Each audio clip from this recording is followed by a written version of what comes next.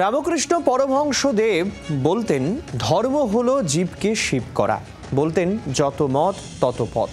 বিভিন্ন ধর্মের পথ ভিন্ন হলেও সবার লক্ষ্য একই, ঈশ্বর লাভ। তারই যেন এক টুকরো ছবি দেখা গেল মুর্শিদাবাদের সুতিতে।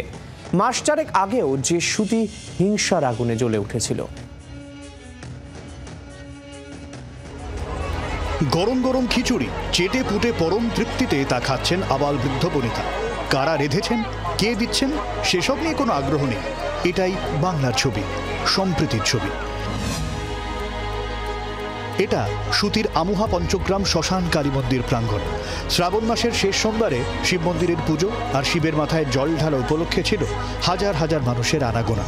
মাকে করে জল বয়ে শিবের মাথায় জল ঢালতে আসা এই বিপুল পরিমাণ মানুষের দেখভালের দায়িত্বে ছিলেন এলাকার সংখ্যালঘু মানুষের প্রতিনিধিরা।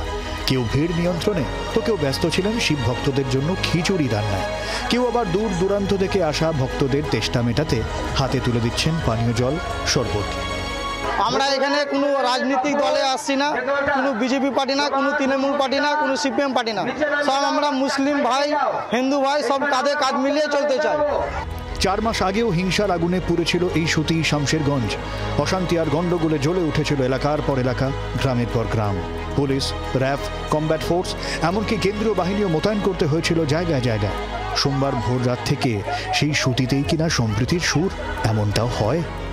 আমরা এই সুতি এলাকার মানুষ যাতে আর শামশেরগঞ্জ দেখতে না হয়, আর সম্প্রীতির অবনতি না দেখতে হয়।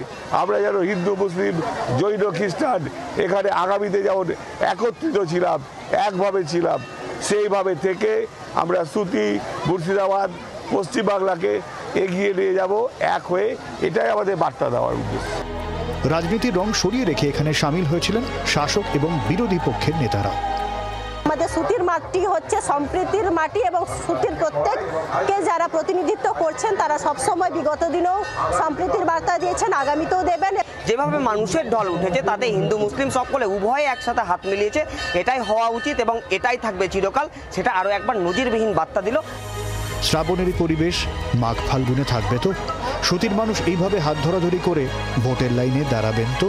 নাকি তখন সম্প্রীতির সাদা ক্যানভাসে চড়বে রাজনীতির রং?